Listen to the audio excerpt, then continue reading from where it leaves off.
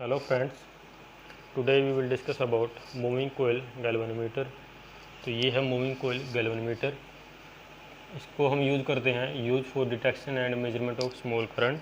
तो detection means जब किसी कोयल के साथ या फिर किसी सर्किट के साथ इसको अटैच किया जाता है तो वहाँ पर ये करंट को डिटेक्ट करता है कि उस कोयल या सर्किट में करंट है या नहीं।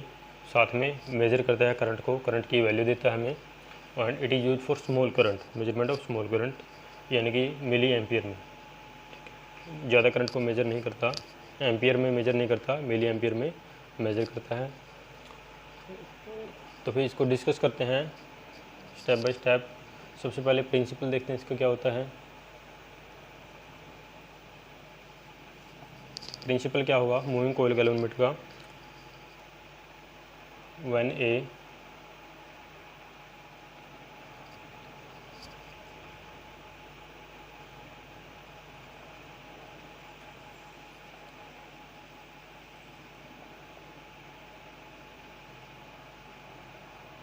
a current carrying coil is placed in magnetic field, it experiences torque। ठीक है, जब किसी कोयल को जिसके अंदर करंट फ्लो कर रहा है उसे मैग्नेटिक फील्ड में रखा जाता है तो उसके ऊपर एक टॉर्क लगता है। ठीक है, तो इस प्रिंसिपल पे ये काम करता है। कंस्ट्रक्शन क्या होगा इसका।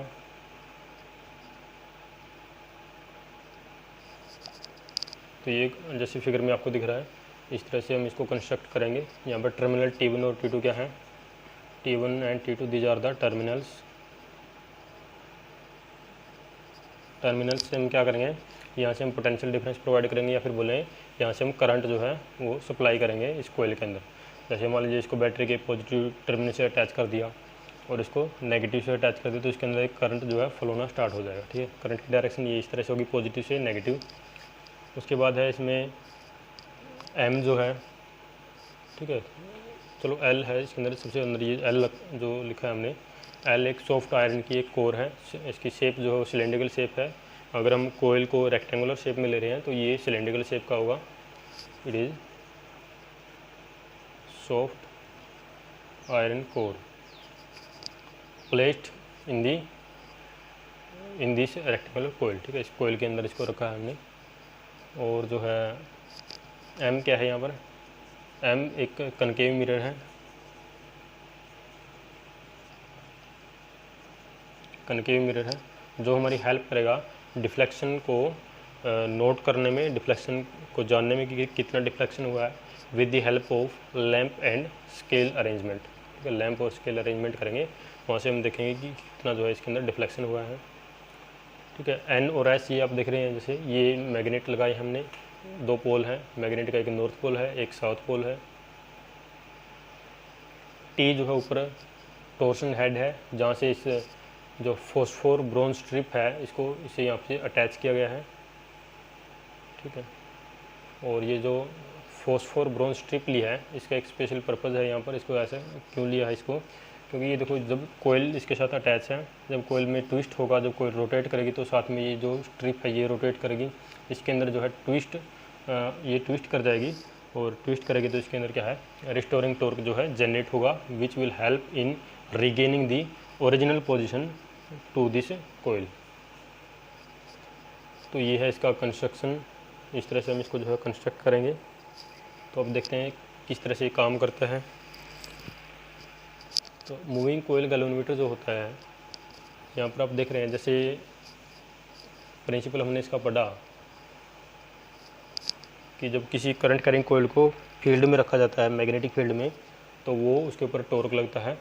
और टॉर्क कितना लगेगा, हमने इससे पहले पढ़ा था कि जितना उसके अंदर करंट फ्लो करेगा उतना ही ज़्यादा टॉर्क होगा।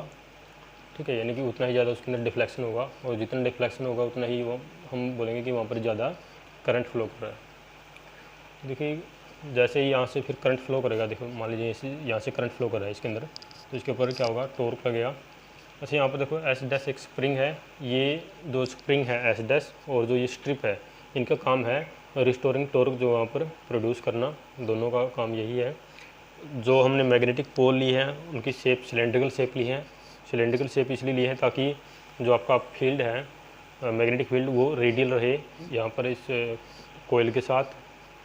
ठीक है, फील्ड जो है मैक्सिमम फील्ड यहाँ से जो है पास करेगा इस कोयल के अंदर से। तो अब देखिए इसमें जो टॉर्क होगा, टॉर्क के बारे में डिस्कस कर लेते हैं कि टॉर्क कितना होगा जब इसके अंदर से करंट फ्लो करेगा।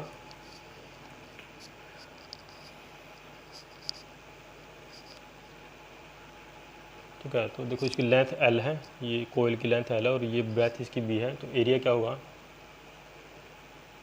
Area of rectangular coil.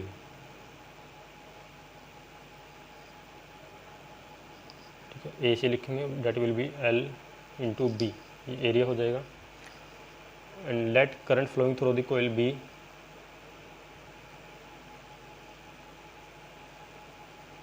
Current flowing through coil, उसे मान लेते हैं I, करंट फ्लो कर रहा है, एरिया इसका ये हो गया है। And number of turn, total number of turn इस कोयल में जो होंगे उसे हम N मान लेते हैं।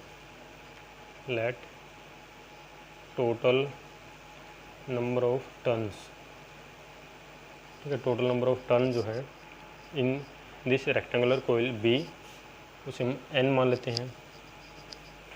ठीक है, और जो मैग्नेटिक फील्ड है उसकी वैल्यू है उसे हम B मानते हैं। मैग्नेटिक फील्ड इंडक्शन बोलो, ठीक है, या फील्ड बोलो, तो वो है B।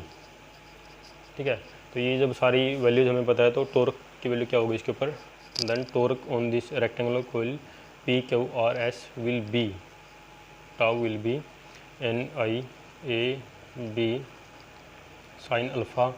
अल्फ़ा क्या है यहाँ पर, अल्फ़ा जो है ये है angle between normal to the plane of coil PQRS coil and B।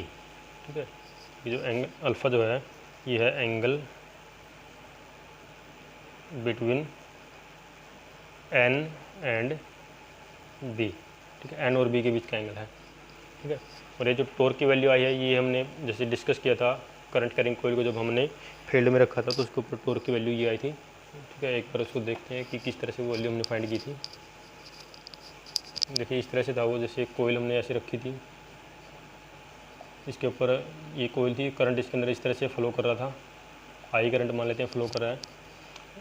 Field की वैल्यू, मैग्नेटिक फील्ड की वैल्यू जो फील्ड की डायरेक्शन इस तरह से थी, तो यहाँ पर एंगल जो है थीटा बन रहा था, ये एंगल थीटा था। ये करंट एलिमेंट के बीच में और B के बीच में एंगल 90 है, यहाँ पर करंट एलिमेंट के बीच में और B के बीच में जो एंगल जो है ये भी 90 है। ठीक है, तो इनकी वजह से जो फोर्सेज आते हैं फ्लेमिंग के लेफ्ट हैंड रूल से हम फाइंड करेंगे, तो इनके ऊपर जो फोर्सेज थे वो इसके ऊपर फोर्स ऐसे ऊपर की तरफ लग रहा था, यहाँ पर फोर्स नीचे की तरफ लग रहा था। दोनों का मैग्नीट्यूड सेम था but along the same axis वो एक्ट कर रहे थे और अपोजिट डायरेक्शन में थे, तो इनकी वजह से तो कोई भी टॉर्क जो है इस कोयल के ऊपर नहीं होगा। अब बच गए ये दो फोर्स, यहाँ पर जो फ्लेमिंग के लेफ्ट हैंड रूल से देखेंगे, देखो फील्ड की डायरेक्शन इधर, करंट की डायरेक्शन ऊपर, तो जो फोर्स होगा वो नीचे की तरफ होगा ऐसे, और इसकी वजह से जो फ्लेमिंग का लेफ्ट हैंड रूल लोग आगे देखेंगे तो इसके ऊपर फोर्स जो होगा ऊपर की तरफ होगा। Force will be perpendicular to this plane of the coil and will be above, ऊपर की तरफ होगा। तो ये देखिए दो फोर्सेज मान लीजिए, इसको हमने माना था F1, इसको F3।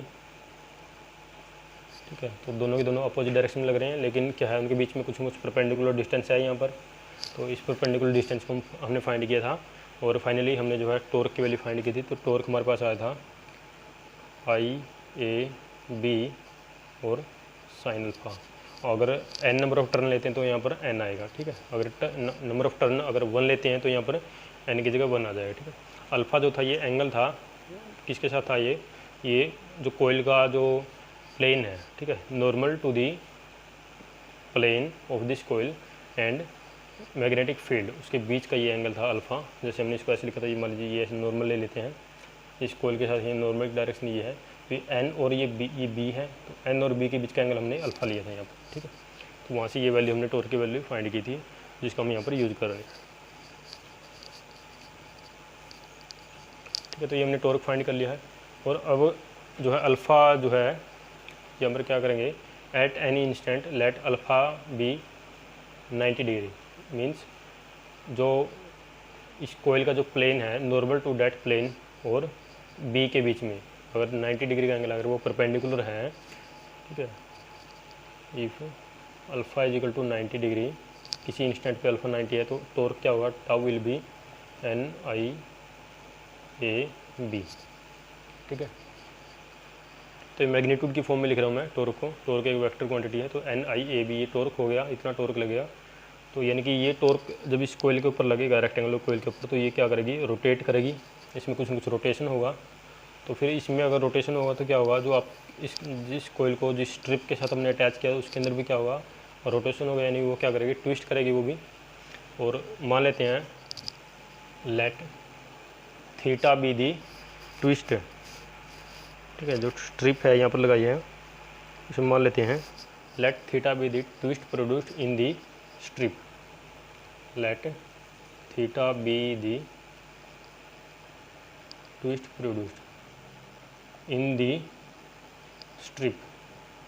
तो जो स्ट्रिप हमने लगाई है यहाँ पर ऊपर, जिसके साथ आपकी कोयल अटैच की गई है, उसमें जो थीटा मान लेते हैं कि उसके अंदर जो है ट्विस्ट प्रोड्यूस हुआ है, और जो स्मॉल के है ये मान लेते हैं रिस्टोरिंग टॉर्क या फिर torque produced per unit twist in the strip, ठीक है।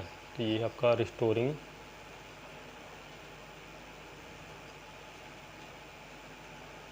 Torque produced per unit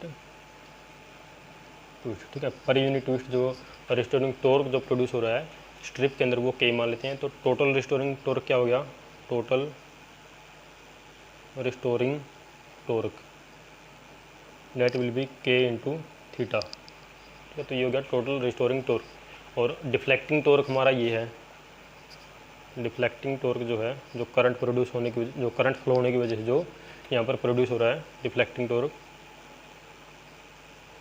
deflecting torque है एन आई ए बी, ठीक है। तो जब इक्विलिब्रियम पोजीशन आएगी, यानी कि जब कोयल इस तरह से होगी कि जहाँ पर जो वो एक किसी एक पार्टिकुलर पोजीशन में अपने आप को अलाइन कर लेगी, वहाँ पर वो क्या होगी, स्टेशनरी हो जाएगी। तो वो कब होगा, वो होगा आपका इक्विलिब्रियम पोजीशन पे, यानी कि क्या लिखेंगे एट, ठीक है। यानी कि इसके साथ नीडल अटैच है, तो ये नीडल एक पार्टिकुलर हमें वैल्यू दे रही है, ठीक है, डिफ्लेक्शन की एक पार्टिकुलर वैल्यू दे रही है, और वहाँ पर ये नीडल फिक्स है। तो ऐसा कब होगा, ऐसा होगा जब इक्विलिब्रियम पोजीशन हम अटेन कर लेंगे। तो इसमें लिखेंगे एट इक्विलिब्रियम पोजीशन, ठीक है। इक्विलिब्रियम पोजीशन में क्या होगा, जो आपका डिफ्लेक्टिंग टॉर्क होगा, डिफ्लेक्टिंग टॉर्क किसके इक्वल हो जाएगा, रिस्टोरिंग टॉर्क के, रिस्टोरिंग टॉर्क के इक्वल हो जाएगा, ठीक है। तो इसको लिखेंगे यहाँ पर,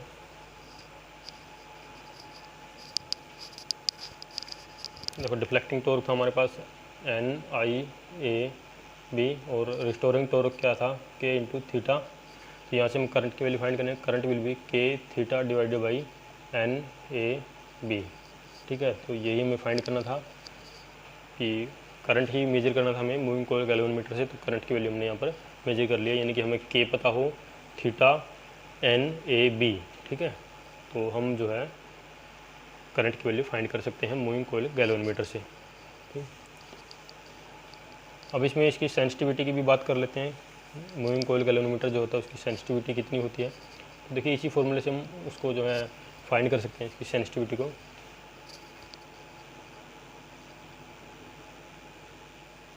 sensitivity of moving coil galvanometer, तो मूविंग कॉइल गैल्वेनोमीटर की जो सेंसिटिविटी होती है तो वो होती है theta divided by I. Means theta divided by I का मतलब हो गया कि कितना जो है ट्विस्ट जो है वो प्रोड्यूस हो रहा है, और कितना हमने करंट जो है उसके अंदर से फ्लो हो रहा है कोयल के अंदर, ठीक है। इनकी रेशो होती है ट्विस्ट प्रोड्यूस्ड और करंट फ्लोइंग थ्रू दी कोयल की।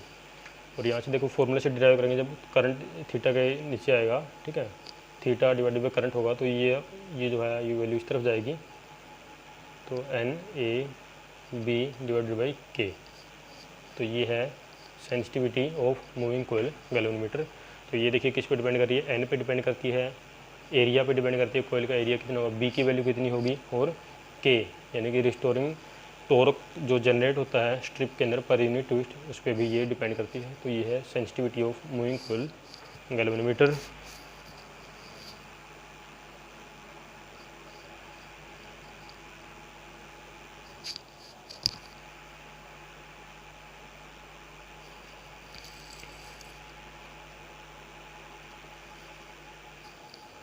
और यहाँ पर जो ये वैल्यू हमने लिखी है, जैसे current is equal to K theta divided by N A B, तो यहाँ पर हम एक कांस्टेंट असाइन कर सकते हैं। इसको ऐसे लिख सकते हैं, देखो आई इजिकल टू, इस पूरे को एक ये पूरा एक कांस्टेंट है, के भी कांस्टेंट है, ये और ये, तो ये सारे जिसमें क्वांटिटी यूज की हैं ये सारी कांस्टेंट है, तो इसको एक कांस्टेंट से लिखेंगे जी से, कैपिटल जी से, और ये थीटा, इसको हम ऐसे इस फॉर्म में भी लिख सकते हैं। जी जहाँ पर क्या है, ये है गैलोमीटर कांस्टेंट, जी को बोलेंगे गैलोमीटर कांस्टेंट, ठीक है। तो this was all about moving coil galvanometer.